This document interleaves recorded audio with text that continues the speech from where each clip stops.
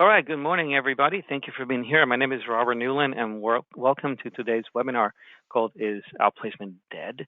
A global perspective on the future of outplacement. This is part of a podcast series that I've begun called Decoding the Human with Robert Newland, and it's presented by our firm Newland Associates. I'm very happy today to have three wonderful guests, fellow partners in Career Partners International, Lynn Harmon, Anthony Raja Devados, and Elaine Vareles. Before we begin, I want to go through some housekeeping items. First of all, the webinar is being recorded, so you will receive it afterwards if you want to share it, or you want to review any of our points that we're going to be discussing today. Also, you can type in your questions, and as we have time, we will share the questions with the panel for feedback. If you have an issue connecting, just email me at robert@newlandcpi.com.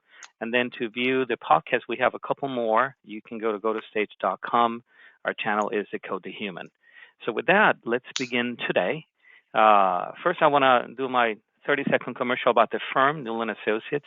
We help organizations decode the human for talent optimization. We do that through executive search, leader development, workforce analytics, outplacement and career management, and HR advisory. We at Newland Associates have two very special relationships. One of them is that we are a shareholder of Career Partners International, one of the largest executive coaching, leader development, and outplacement firms across the globe, and thus my panel today. We're also a certified partner of the Predictive Index. Any more information about the firm, you can go to newland-associates.com. All right.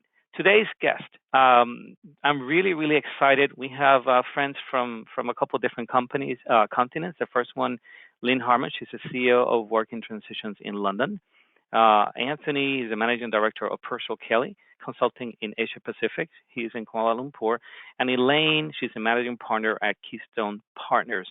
Welcome, everybody. And if you don't mind beginning with Lynn, can you tell us a little bit about your firm, your role, and where you're at?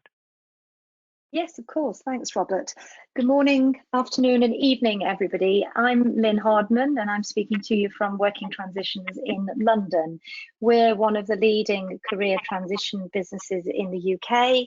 We've been established around, this is our 27th year in business, and our focus is on supporting people during organisational change. And we do that through offering our services in outplacement, obviously today's topic, redeployment, coaching services, and learning and development. Our market in the UK is very broad. We work across some of the major global organisations, names that you would recognise, and we deliver our services in the UK and, of course, through the Career Partners Network around the world. And we also work with lots of the central government organisations in the UK as well. Thank you, Lynn. And doesn't she have the coolest accent ever? Only if you're not from the UK. Obviously, I'm not. That's why I like it so much.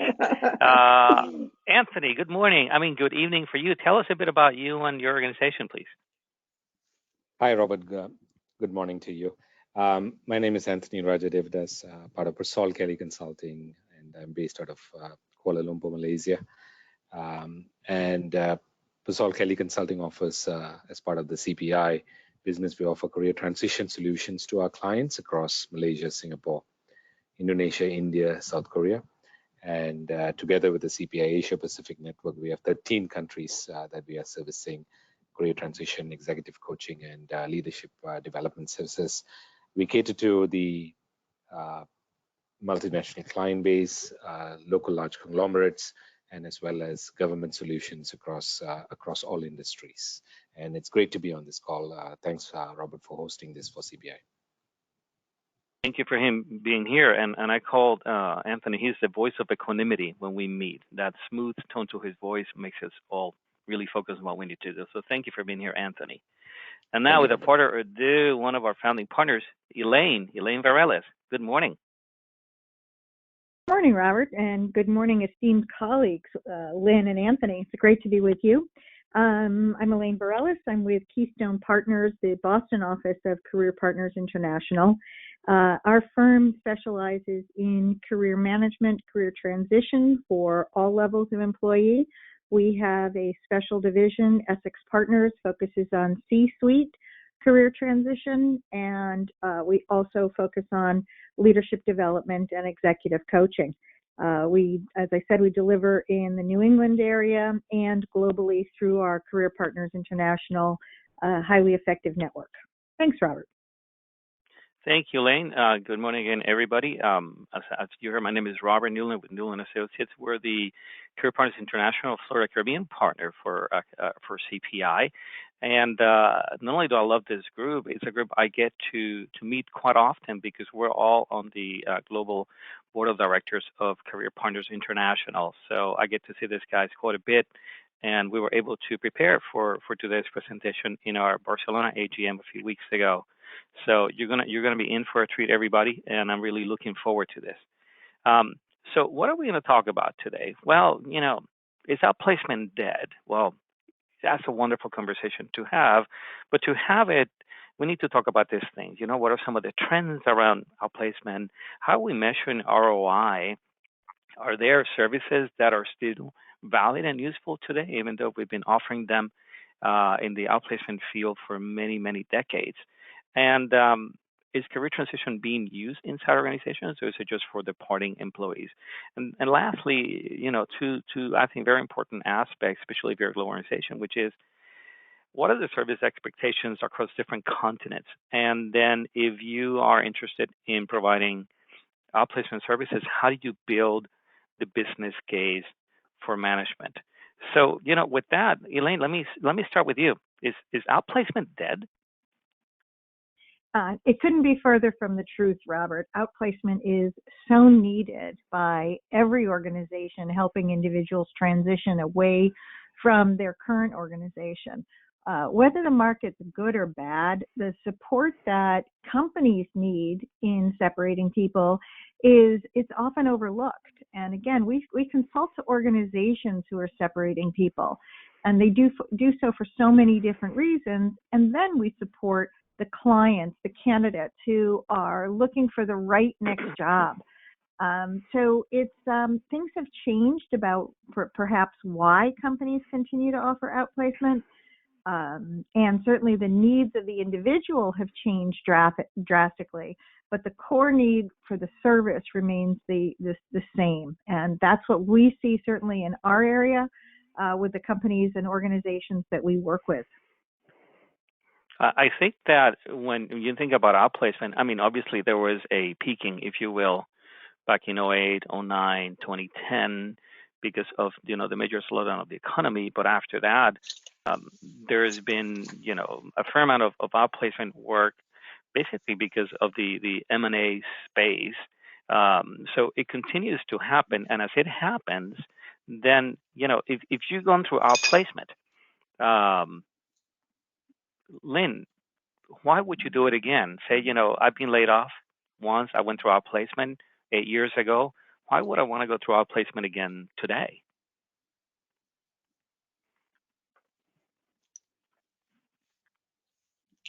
Lynn, are you there?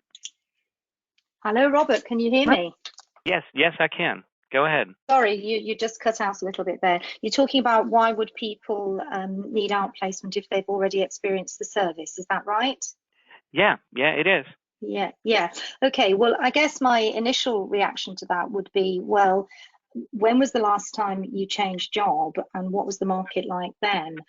Because when people go through outplacement, if they've been through it, say 5-6 years ago, just think about how much the employment marketplace has changed since then, and the greater emphasis on, for example, using social media to find a role, how important your networking skills are. And these are often things that people really benefit from additional help with. And that's why as the employment market evolves, outplacement services evolved. So the program that you may have had 5, 6, 10 years ago will be very different today. And that's why people will need it again, should they find themselves in the situation again. So I guess it's a little bit like, the old saying, been there, done that, but more like been there, but you haven't done this because it's changed now. Yeah, absolutely. And also the greater use of technology in the delivery of outplacement services, as well as in the employment marketplace itself. Most people require some help with that. Yeah, and I want to ask Anthony about technology, but before I do that, I want to share this for the people that registered for today's webinar. 49% of you are offering outplacement, 40% of you are not, and 11% are evaluating. Although I suspect that 40%, if you're here today, it's not an exercise in masochism. I'm sure that you're probably thinking, how can this be done in our organization? And could it be useful or not? So hopefully we can present information for you today that helps you make that decision and make sure it's a wise one. So Anthony, Lynn mentioned technology. How do you feel that technology is evolving and changing outplacement? Absolutely, Robert, and I think to Lynn's point as well, that there's affordable and accessibility to technology that's increasing, not only from an Asia Pacific perspective, but globally as well. So outplacement needs to reinvent itself, re-energize itself, and provide accessibility, not just from a face-to-face digital aspect, from a touch point of view, but also from a tech point of view, right? So touch and tech, which means high touch, high tech. So there's to be a balance in this. But the key areas that's coming up more in terms of outplacement would be timely access to information. And when you say timely access to information, you're relating to the one in terms of how to align your profile against the norm group, which is basically your resume and your information related to that. It's not just yours alone. Now you're talking about what is relevant for the industry and what makes you more marketable. Secondly, I think it's also about making sure that you know where to access some of these engagement or touch points or client opportunities through research. And these information are now more readily available than before. Using analytics, this information can be made available specific to your scope and area, which improves your chances and landing rate in a choice of career that you're looking into. And finally, I think what's more important is to the employer perspective and to the employee perspective. I think you're talking about what is making the adjustments in your career choices in terms of upskilling and reskilling yourself. And the ability to offer this on a digital platform is becoming more user-friendly and applicable to those individuals who are going through outplacement. And this is, I believe, would be the trend for the next 5 to 10 years for outplacement.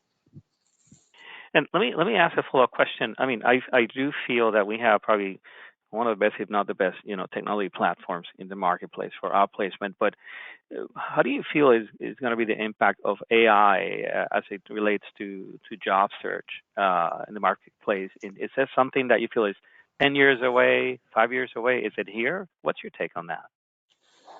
Robert, it's here right now as we are speaking, but it is in early stages of deployment and adoption, right?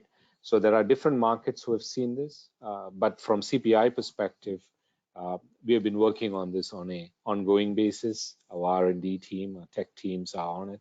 There is a valid research and activity that we are looking into, understanding what the new market and new talent is looking for out there.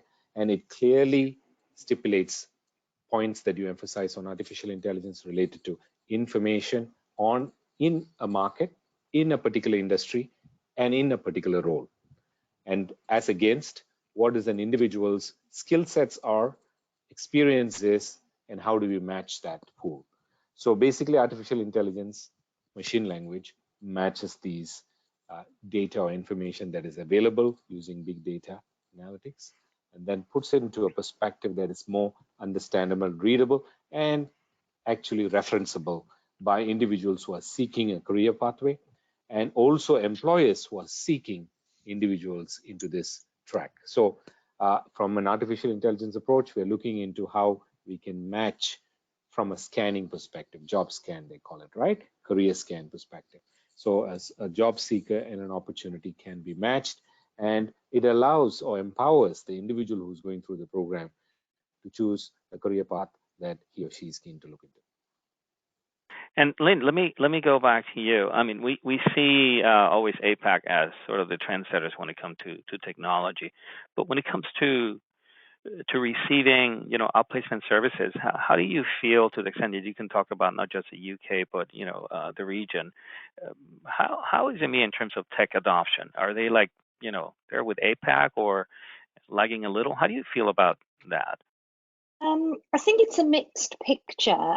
Across parts of Central Europe, in places like Switzerland or Germany, what you'll find is that outplacement is still quite traditionally delivered, and you'll have a lot of very highly qualified career coaches, and the service will be quite high touch, and they are less into the technology, although we see that growing, because as we knew from our experience in Barcelona a few weeks ago at the CPI conference, there are parts of Europe that are racing ahead in the tech field.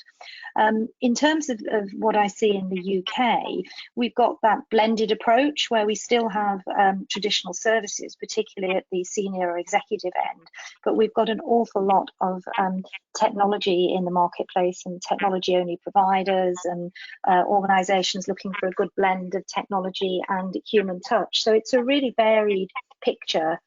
In some parts of Europe as well, legislation around job losses is it varies, but in some cases outplacement is mandatory, and so there's state funding. So it's really important to, if you're looking to work across Europe and you're not from the region, it's important to work with people who can give you the best advice.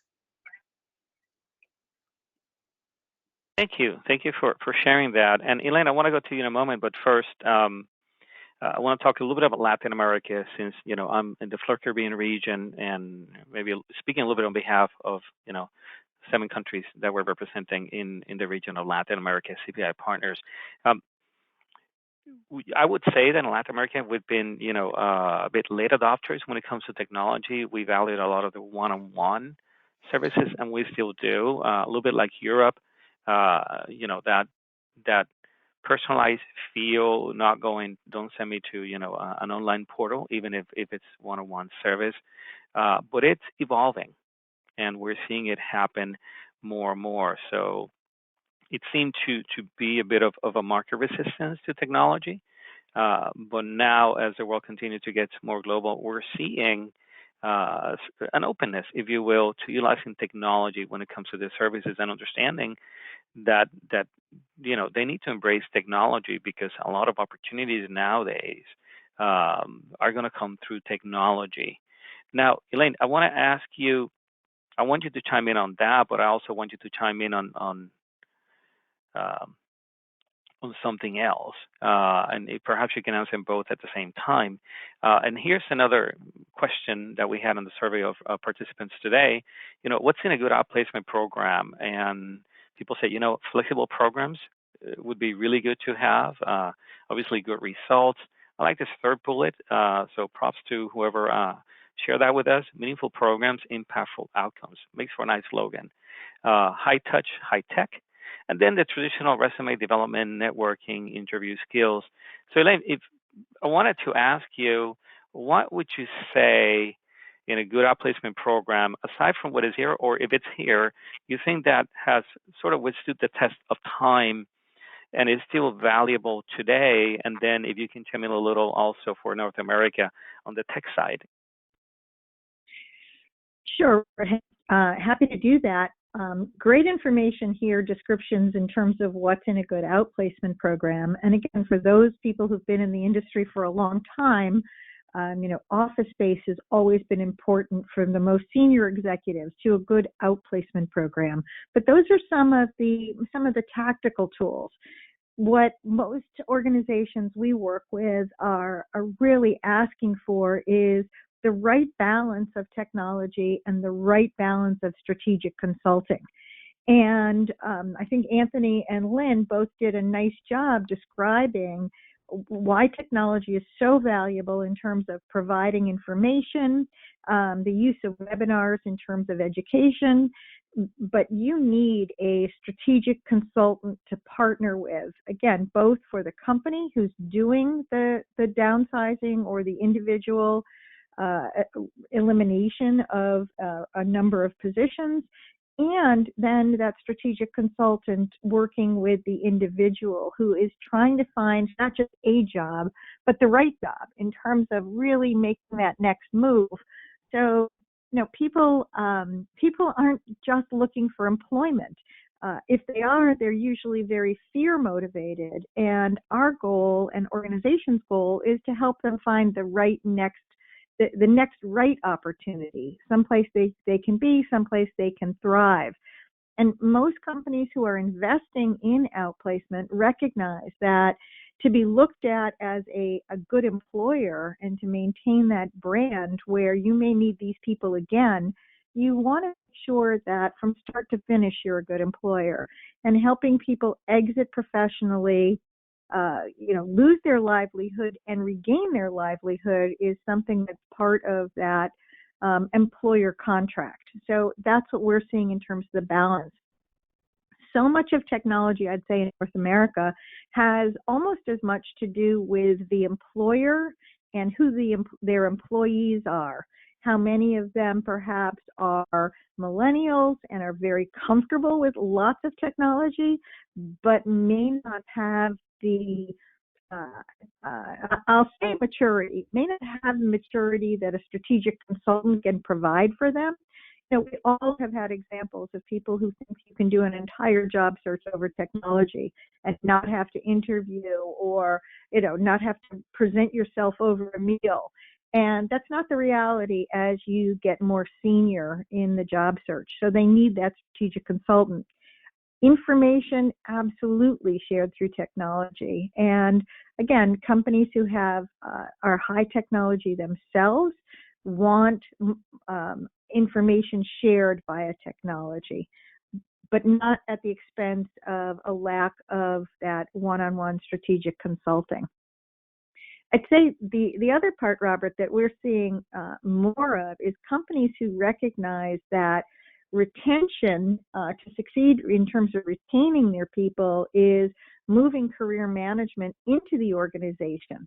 And so they look to all of us for our expertise in terms of helping people recognize how to move within their own organization and really use their skills and grow within their own company and not have to leave, especially in a market like this. And we'll talk about that sort of using, our career coaching expertise within organization into career management. But, before we go there, this is really good feedback. And one of the things that come to mind as all of you are speaking, I'm thinking about how the market is changing. Lending rates have gone down, and sure, outplacement firms, we claim, ownership of some of that, but the reality is that some of it also goes to a tight labor market and people get placed sooner. But I think we can all agree that we're seeing a slight slowdown of the economy.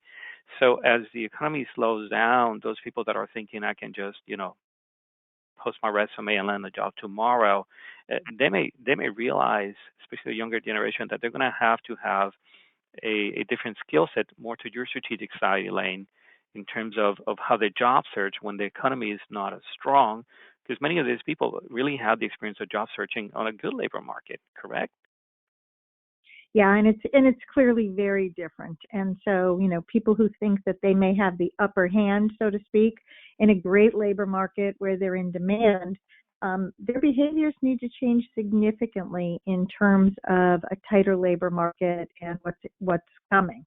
And what all economists say is coming over the next couple of years. I think one of their challenges is there are two extremes right now. There are people who are coming out of organizations and get jobs, within a month, and they may have been being courted by organizations earlier. And the challenge is the people who are really taking a much longer time because their skills are dated, their job search skills are dated. And so those two extremes are really where we're individuals that really need that help. So again, you can come out and get any job, but is it the right job that you need? Are you going to have to do this again in just a short period of time? Right. Or the people who can't pull themselves together to say, help me pull together a plan. And so that's where outplacement becomes so much more of a strategic partner to those employees in particular. And I think that kind of leads us to another slide that I put together, which is, how do you measure ROI? And the people that answered this in the survey mentioned, landing rates, utilization rates, and engagement rates. I wanted to go to Anthony. Is this spot on, or is should there be something in addition to this? How do you feel about it, Anthony? Hi, Robert. Landing rates, utilization rates, engagement rates clearly indicates an outcome-based model, outcome-based approach.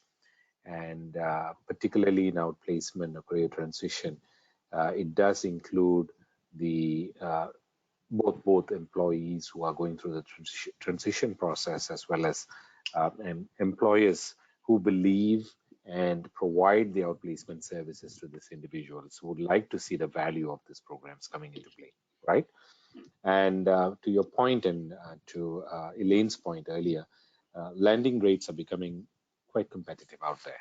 And it also means that as three groups of people come together in the multi-generational workforce, we're talking about new employees coming into market, we're talking about existing employees looking at a job change, and we're looking at those individuals who are going through career transition, right? And all of them get onto the same race. And when that happens, you continue to see a depletion in the landing rates. However, with the right outplacement structure, partnering, and support, this is, however, enhanced. And as you know, that one area is clearly outshines the rest of them or outperforms the rest is the ability to network in a well-structured approach, an experienced approach in a group or industrial environment that can give you more opportunities in that and chances to land quickly. Now, utilization rates, I believe, is about the take-up rates, and we have noticed that for organizations that continue to care and support by providing outplacement support, the take-up rates continue to sustain as compared to those who are taking an option now to consider another platform, which I think we have been discussing in our board meetings as well, where there is a choice between outplacement as well as choice of development skills that can come in together. The last point is in terms of engagement rates. What we have seen, I would say more of evolution taking place is the touch points that they are having within an outplaced consulting organization that facilitates the individual while working closely and partnering the individual's career journey, but not limiting to only the career journey, but an entrepreneurship journey as well as a social enterprise journey. These are trends that we have seen that can help in terms of measuring the ROI across the three areas and across utilizing the information that can be helpful for employees as well as employers who support through career transition services. And then if I want to go to you, I want to talk to you a little bit about career management and career coaching, how they merge together. But before we do that, something came to mind as Anthony was speaking and Elaine, which is if the economy is slowing down and we want to measure ROI, wouldn't it be nice if we could provide for the procurers of our placement services a measure of ROI that goes beyond whether you check the box utilization rates and landing rates, but can we build a case to show, hey, people are actually redialing their approach to job search based on the changing job market? Because to me that is true learning, right? If we can help those who are going to be in transition the next couple of years to adapt to the changing job search environment, that would be a true win versus just a number. Would you agree with that? I absolutely would, Robert. I think a huge part of it is, and I know that our customers really appreciate the survey data that we get from every participant, where we ask questions about the value of the process. We ask questions about whether these are permanent new skills, where we ask questions about, did you get a lateral position? Did you get an increased position? Or did you have to take a step back? So I think having organizations hear from the participants, which my understanding doesn't always happen. It does with us because we recognize how important that is in terms of getting them to really see the value from the people that they provide the benefit to. And so having them understand that it's a whole new world in terms of job search, and that they've developed long-lasting skills becomes really valuable. I think the other challenge for companies to understand, and it goes back to the question you asked earlier about if you've been through it before. If people have been through the service before, yes, the activities have changed, their networks have changed, but their personal circumstances have also changed. And so, right. Someone who's been through it, 20 years before, 5 years before, they might be looking at retirement. They might need to maximize their earnings. They might be willing now to geographically relocate. So, so much changes in terms of every aspect on why the company is doing a reduction or an individual separation and what the needs of the candidate are, that's where our corporate consulting hat really comes into play. And I think it goes to also along those lines to what somebody asked for in terms of what makes a good upplacement program, which is flexibility. And, speaking of flexibility, Lynn, I wanted to ask you about how is, this world of career coaching being transformed into providing services to organizations internally through career management. What are you seeing out there in the marketplace and with clients? Oh, we're seeing a massive shift away from viewing outplacement as just maybe a tactical service tacked on to the end of the last stage of a downsizing or a reduction of some sort. And we're seeing it more around a real move towards more holistic programs, where outplacement is one element of an approach that supports people all through early stage organizational change programs, then offers some tailored redeployment support, then perhaps goes into outplacement for those who are unsuccessful, and then provides ongoing career evaluation and career planning for those who remain with the organization. And so offering that more holistic approach is a really growing trend, along with linking any outplacement provision with the opportunity to have some tangible skills training, so that people can improve their chances of employment in very changing and continually evolving marketplaces. So a massive trend to make outplacement just part of a much more holistic approach to career management. And this is not theoretical. This is something that you're seeing today, the whole sort of, end-to-end career management approach to dealing with employees, not just when they're leading the organization, but as they're being onboarded and then as they're being, yes. Evolving in the organization, right? Yeah, I mean, today in the UK, we're actually supporting 2 or 3 very large organisations through exactly this sort of programme. And this is something that maybe, 3 or 4 years ago, we wouldn't have been doing. So it's something that's growing and developing. And this isn't, honestly, not a sales pitch, but I'm truly curious. What do you think is driving the interest in having an external organization like yours to provide career management versus doing it just internally with their, internal HR or learning and development staff? I think the reality is that we're out in the market. This is what we do every day, and therefore we have a depth and breadth of experience that's really hard to replicate in-house. We often do work with in-house teams, and we provide a complementary support to in-house teams. But most organisations recognise the value of bringing in an expert partner, particularly when people want to have confidential discussions and they maybe want to express, concerns, views that they perhaps wouldn't feel comfortable expressing to their line manager. And so the ability to coach people through, career crossroads perhaps is often best done by an external partner. And Elaine, I think you had mentioned to me MIT, where you're doing something along these lines. Is that correct? Yeah, absolutely. MIT is very invested in retaining their expertise. And so a huge part of what they're doing is helping people navigate throughout their own organization in terms of career pathing. And they want to ensure that people don't have to look externally for their next move. They want to retain people who want to be there. And again, they recognize that not everyone might want to be there, but their goal is to really help the individuals own and manage their career steps. And helping people plot out what a career path would look like is the expertise that they've invited us in to help them with. And the individuals are finding it valuable. The university is finding it valuable, and again, our skill set leads to that perfectly. Thank you. And Anthony, are you seeing some of this trend as well in the APAC region in terms of moving towards not just providing career coaching to departing employees, but also career management to employees within our organization? What are you seeing?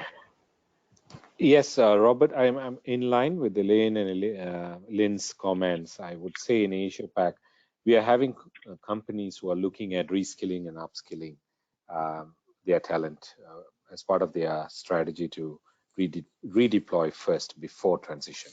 So this trend is now becoming more and more important for them. However, not all companies are ready for it. There are companies in terms of the industrial and economic changes are happening.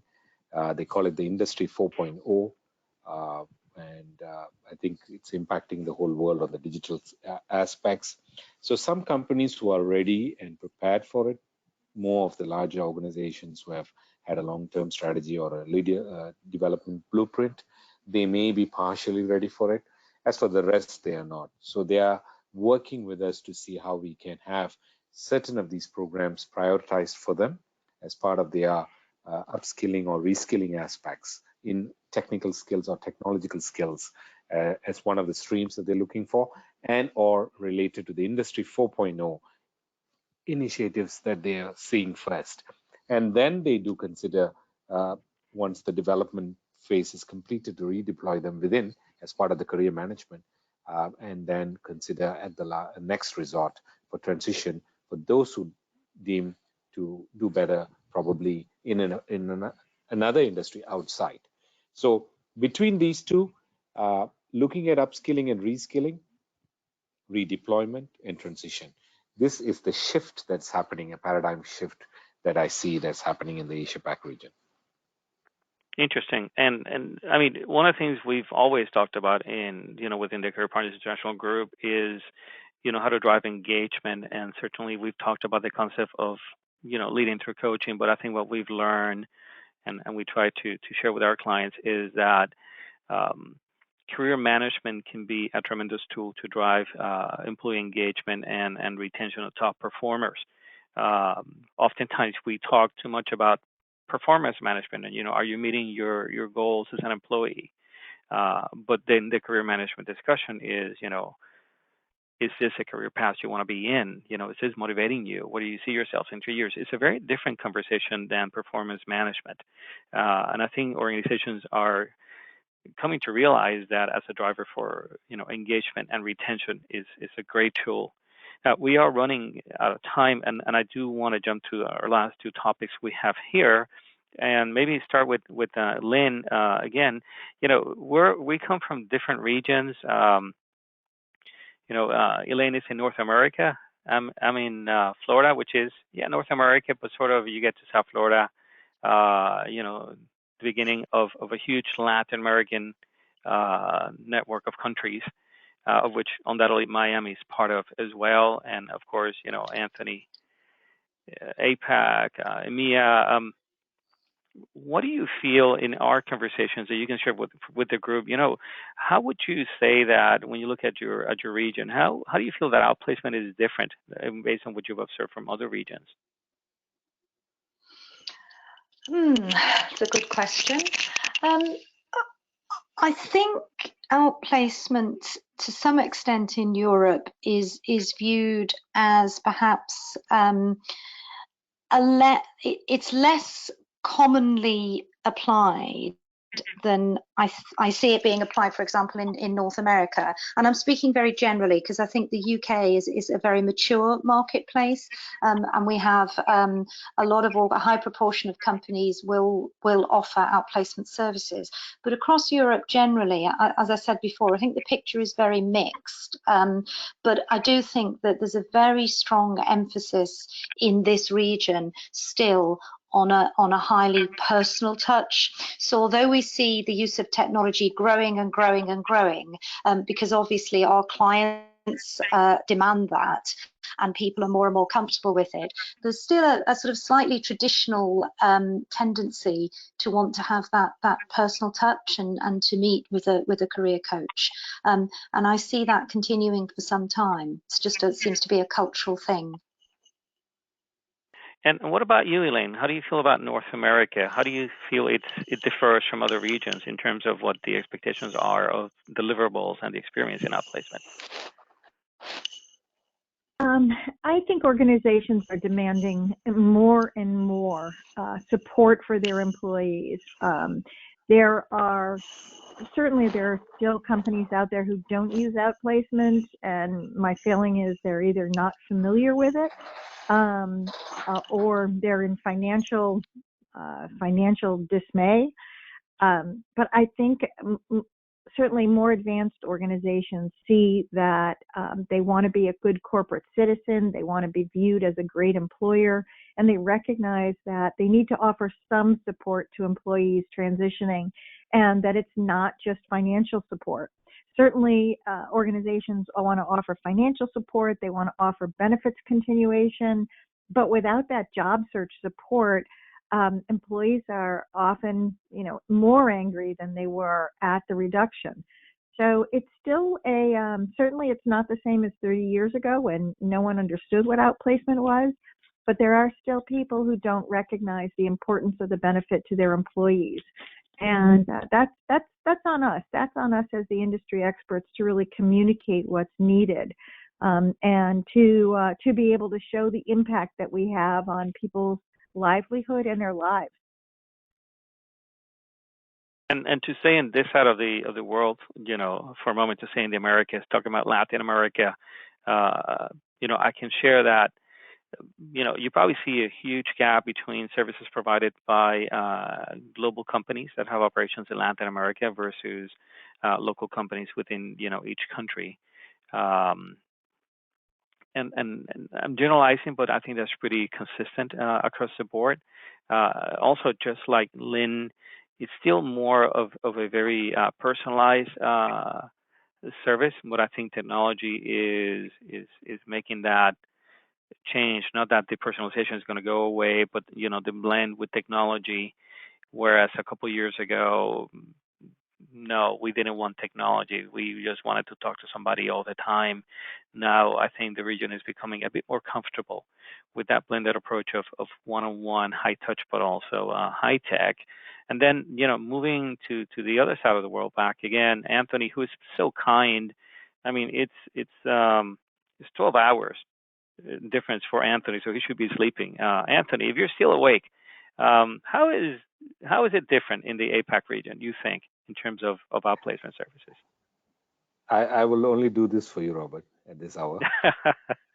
All right. Okay. So it's quite interesting to hear the feedback by region, and I think for all the participants, delegates on the line, it's a great way to look at Asia Pacific as more than 45 countries, more than 1,000 languages, a cultural diaspora, which has got the 2 largest population in the world. And, by the way, Anthony speaks 500 of those languages, so everybody knows. Good try, Robert. So looking at this, changes, the cultural aspect is to be very supportive of employees who are going through change. So companies who have an advanced understanding of value of outplacement continue to believe and support that. There's an early adoption stage of companies who are understanding and appreciating career transition as part of a talent management strategy, and they're infusing that and providing that to the organization and to the employees. And there's a third group who has got challenges with regard to understanding or appreciating or providing this service, and who are probably in very, very early stages of understanding what it is. So these are from an organizational perspective. From an employee perspective, individuals are becoming more tech savvy. They do understand and appreciate the need to have the touch point face-to-face with career coaches, experienced and certified consultants to help them guide them through the journey. But however, they are able to appreciate the fact that you could do with technology as well. It's not that we do away with technology. They say they can appreciate, because of the distance and the locations that they are based, that they can appreciate why we're using technology to connect with them. But as long as they hear a human voice, there's going to be a lot more benefit for that group of employees who are seeking in that category. But there's this, as I indicated earlier, the group of employees who are saying, give me that skill that can help me take that new opportunity in the industry. Given that the industry changes are happening very fast, they are looking at adopting a short-term certification which can get them a new career path is a need as well that is happening in the industry. So I guess what I'm hearing is that the one for high touch, it transcends the different continents. That's a need everywhere, and I think that's good to hear, because sometimes we get so fascinated with technology that we might forget that what people do want at the end of the day is that personal connection with a career coach. And we've seen that time and time again in our surveys. People love technology, but they always say what they value most is that relationship with the career coach. So I guess if you're out there considering offering these kinds of services, make sure that you look for an approach where your departing employee does not become just a number. I think that's going to be important. And which kind of takes me to, how do you build the business case for management if you were to offer, outplacement services? And I say that it takes me to that because one of the things that I think about when building the business case to management is, the brand, right? How do we enforce the value of our brand? And if we're just going to give people an experience where they're just a number, is that going to help our employer brand? But who should we talk to in management? How do we build that case? Should it be personal? Should it be a numbers game? How do you, this esteemed panel here, how would you recommend to our audience that they go to management if they're interested in utilizing our service, outplacement services? Should they build that case? And let's start with Elaine. I think it's such a great question, because certainly the human resources people they need to take that leadership role. They understand from either other organizations where they've offered outplacement and seen live the impact that it's had, either on the logistics planning of an effective separation, the communication to the individual of what to do next, and certainly the support that they receive. I would encourage HR people to, tour an office, find out what it looks like to receive those services, ask for survey data, and put together a package of real people's impact. Videotape someone talking about the impact that outplacement had on them and what was valuable about it. And have someone take a look at that in terms of giving it to their leadership. The other part of it is there's so much data out there now about brand protection and what it costs to maintain the brand that organizations are working so hard to put out into the marketplace, particularly when people are talking about your own organization on Glassdoor or through other social media. and recognizing that they can protect that brand, they can minimize legal impact, all things that have huge financial cost is really important. And if HR people can communicate that information more than just making the suggestion to senior leadership of which they should be part, I really think it would make a huge difference in what organizations are doing. And Robert, if I can add to that, when I would be building a case for outplacement, I would start by looking at the organizational values, because so many organizations spend a lot of time thinking about their values and how they present themselves to the world. And you see lots of values around customer focus, respect, integrity. Well, actually, when you are reducing headcount, that's the time to really demonstrate the values in action. And if you don't, the people who remain will make judgments about that. So it can have a very damaging impact, the hidden cost of not providing this type of support. So I'd start with the organizational values alignment. Great point, Lynn.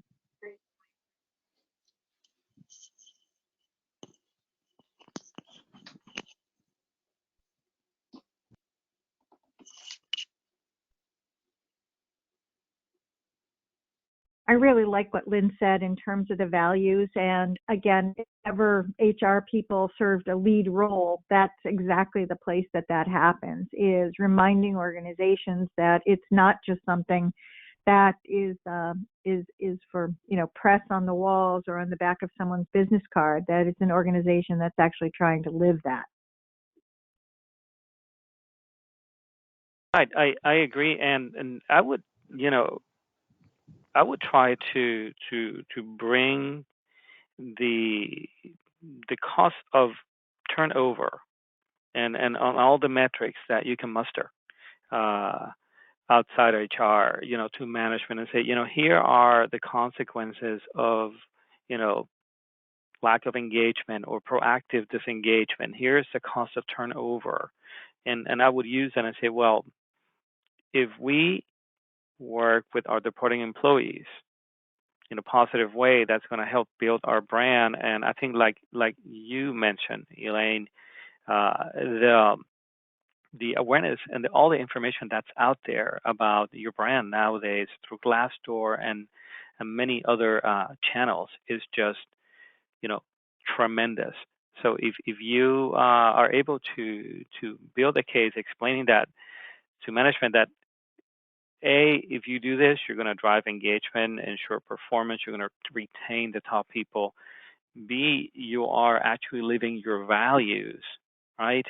You see, there's an actual cost to when you have issues around retention, turnover, performance, etc. You may be able to build a stronger case. I would also mention that as you're considering or using career transition services, be mindful of how the economy is changing. You may have negotiated, for example, our shorter programs nowadays, but if the economy is slowing down, then that means that the landing rates for people are going to change. It will take them longer the next couple of years to land jobs.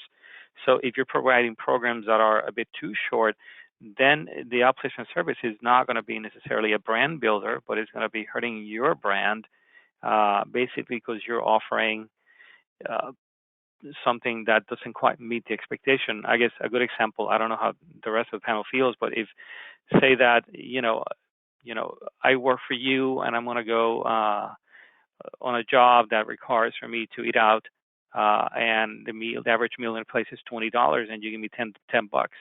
I'm not going to feel great about you if you do that to me, right? So we want to be mindful of how the market is changing when it comes to offering outplacement services. So as you build a business case, make sure that you are asking for something that is really beneficial to those departing employees. All right. Anybody else? Any last couple words of advice to our participants here today? Anthony, Elaine, Lynn? So, Robert, thanks so much for the opportunity. Thank you very much. It's a great opportunity to share our views. All right. Well, with that, I want to tell everybody thank you so much for being here. We'll meet again in about a month or so. Please stay tuned for upcoming events. And again, my fellow board members, esteemed panel, I appreciate so much your time for being here. And like I said before we began, Elaine and I, we can go to lunch. Lynn, you can go have your tea. And Anthony, I'm going to have tea go to now. sleep. All right. Thanks, everybody. Have a wonderful day. Thank you. Thank you. Thanks, Robert. Bye-bye.